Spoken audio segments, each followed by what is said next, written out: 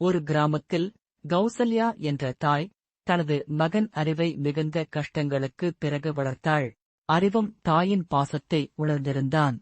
வேலை கிடைத்ததும் அவன் நகரத்திற்குச் சென்று அங்கேயே தனியாக குடியேறினான்.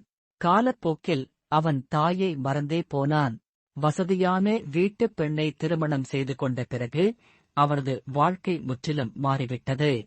இதற்கிடையில் கிராமத்தில் கௌசல்யா மிகுந்த கடனாளியாகி கஷ்டப்பட்டாள். வேறு வழியின்றி அவள் வேலை தேடி நகரத்திற்குச் சென்றாள். விதியின் திருவிளையாடலாக அவள் வேலைக்குச் சேர்ந்தது அவளுடைய பையன் வீடாகவே இருந்தது. எதிர்பாராத சந்திப்பு இருவரையும் அதிர்ச்சிக்குள்ளாக்கியது. ஆனால் அறிவின் மனம் கல்லாகவே இருந்தது. அவன் தாயிடம் தனியாக பேசி சிறிதளவு பணத்தைக் கொடுத்து இனிமேல் இங்கு வரவேண்டாம் என்று அனுப்பிவிட்டான். இறுதியில் வெத்த மனம் பித்து பிள்ளை மனம் கல்லு என்ற வாசகம் உண்மையானது.